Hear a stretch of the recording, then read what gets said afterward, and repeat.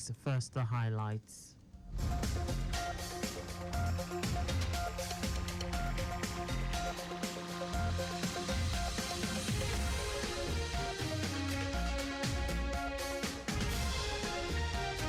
Governor Sanwo-Olu presides over State Executive Council meeting. President Tinubu meets security chiefs over protests. On the foreign scene, Army announces interim government after Bangladeshi Prime Minister resigns, flees country. And in sports, Nigeria's Oboro Dudu beats Canadian opponent to reach quarterfinals in Paris 2024 women's wrestling. Now the details. I am Akan Usen.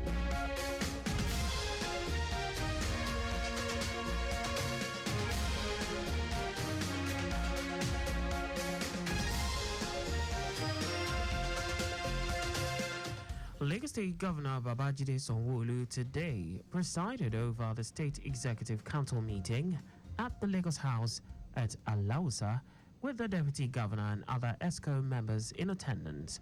Also, work activities were in top gear at the State Secretariat, where workers trooped out in large numbers to go about their daily activities. While briefing at the Lagos House, Alausa, Commissioner for Information and Strategy, Benga Motosho, commended Lagos residents for being peaceful in the course of the protests and urged everyone to go about their daily activities without any fear or intimidation.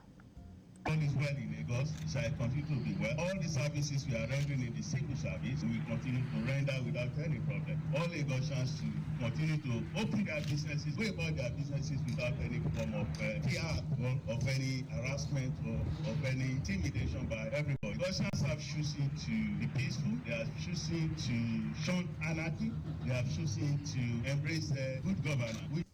Omotosho noted that through the 3 telephone numbers ruled out by the state government for further engagement, over 1,000 phone calls have been received in the last 24 hours. A development he noted shows the Gaussians are ready to embrace dialogue with the government.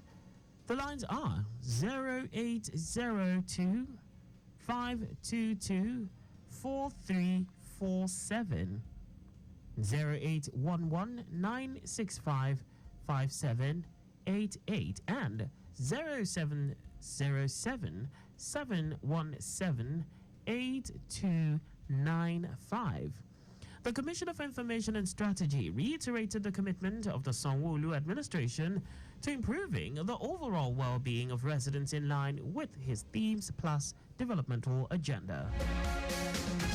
The Lagos State government, through the Lagos State Building Control Agency LABCA, says it will start closing down buildings under construction in the state that are not supervised by relevant professionals in the built environment.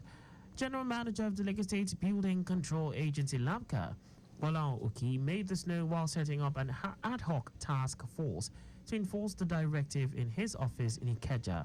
Oki said the state has observed with dismay the non-involvement of relevant professionals in the built environment in building constructions in the state and has directed that property owners and developers all over the state must ensure that all relevant professionals in the built environment, such as structural, civil, mechanical, electrical engineers, builders and architects, are fully engaged in their building projects.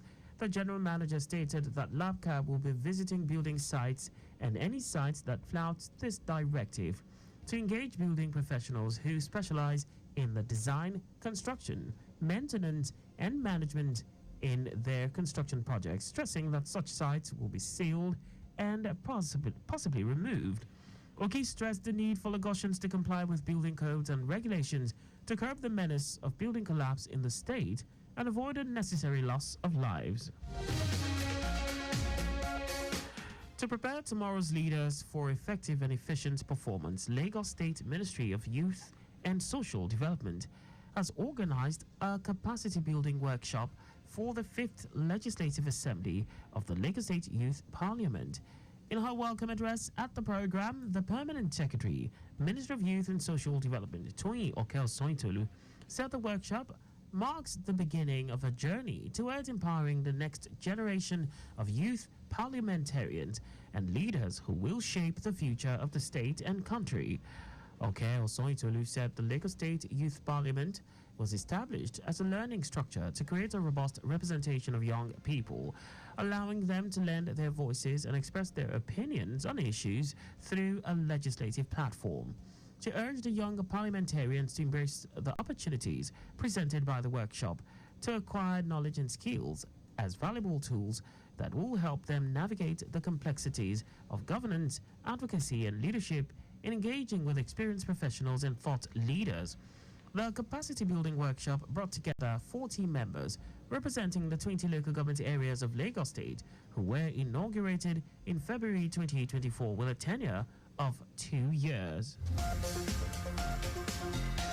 The House of Representatives has resolved to dissolve the current ad hoc joint downstream and midstream committee investigating the importation of adulterated petroleum products, the non-availability of crude oil for domestic refineries, and other critical energy security issues. Spokesperson for the House, Rotimi Akin, announced that the ad hoc committee had been dissolved and a new one will be constituted.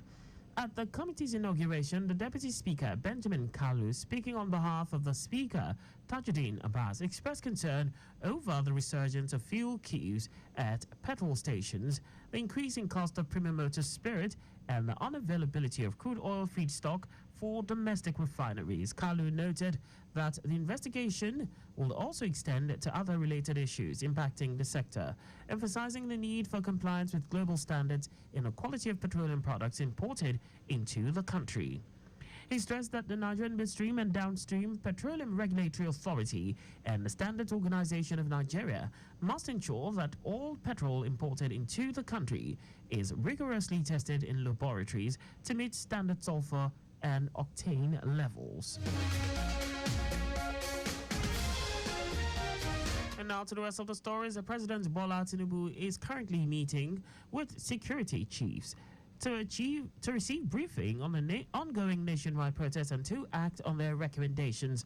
Office of the Secretary to the Government of the Federation had sent notices to Monday's Federal Executive Council meeting of Monday's Federal Executive Council meeting to cabinet members, but later withdrew them to ostensibly allow the president meet with the service chiefs, which is seen as paramount given the situation generated by the protest.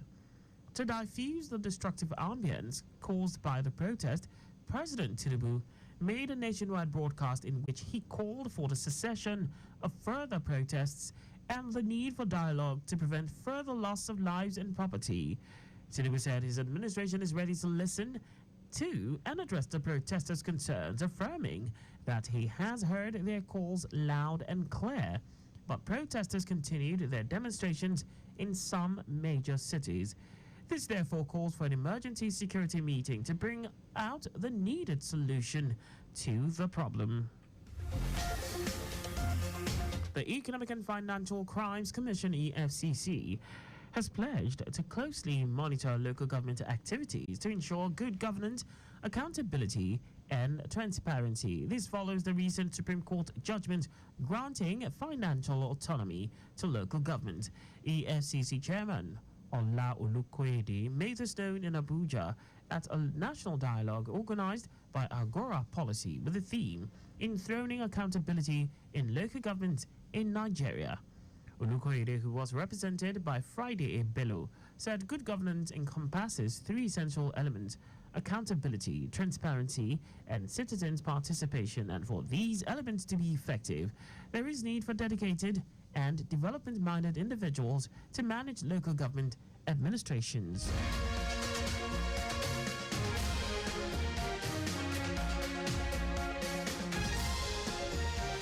Now to foreign news. Bangladesh's Prime Minister Sheikh Hasina has resigned and fled the country following weeks of deadly demonstrations. Hasina's resignation followed weeks of deadly protests and appears to have averted the threat of further bloodshed. In an address to the nation, Army Chief General Waka Uzzaman announced that an interim government will now run Bangladesh and called for calm. Hasina, who ruled the country for close to 2 decades, boarded a military helicopter as huge crowds ignored a national curfew to storm her palace in Dakar. Her resignation came after 300 people died in weeks of protests that the authorities sought to crush. The student protest began in July with calls to abolish civil service job quotas, but spiraled into demands for Hasina to quit after over 2 decades in power. Now, sports. Nigerian professional wrestler Blessing Oborodudu has commenced a quest for a medal in women's wrestling 68 kilograms at the Paris Olympics Games after defeating her Canadian opponent Linda Moraes to reach the quarterfinals. Oborodudu had a scare in the early part of her bout, that as she conceded 2 points in the first 3 minutes. But she stormed back in the second half to score 6 consecutive points, going on to win the match 82 on points. Next up for Oborodudu is a quarterfinal clash with Francis Kumba Larocque. Oborodudu is the first Nigerian to win an Olympic medal in wrestling. This was at the 2020 edition in Tokyo. Just before we go, slow down at road junctions, intersections, and pedestrian crossings. You can follow us on like all our various social media platforms on X at Traffic Radio 961, Facebook Lagos Traffic Radio 96.1 FM, Instagram Lagos Traffic Radio 961. On YouTube, subscribe and watch us live on our channel, Traffic Radio 961. You can also visit our website on www.trafficradio961.ng. Did you know that the Sanwo-Olu administration initiated 500 hectares rice farm technology intervention project? You can get more details on the Lagos State government's website. To end the news, here are the highlights of the major stories. Lagos State Governor Babajide Sanwo-Olu today presided over the State Executive Council meeting at the Lagos House at Alausa with the Deputy Governor and other ESCO members in attendance. President Bola Tinubu is currently meeting with security chiefs to receive briefings on the ongoing nationwide protest and to act on their recommendations. We also told you that Bangladesh's Prime Minister Sheikh Hasina has resigned and fled the country following weeks of deadly demonstrations. And in sports, Nigerian professional wrestler Blessing Oborodudu has commenced a quest for a medal in women's wrestling 68 kilograms at the Paris Olympic Games after defeating her Canadian opponent Linda Moraes to reach the quarter-final. For contact with the newsroom, please send a message to info@trafficradio961.ng. And that ends the news broadcast compiled by Adeswa Ejoruka. I am Akan Usen. Thanks for listening and please stay safe. Good evening.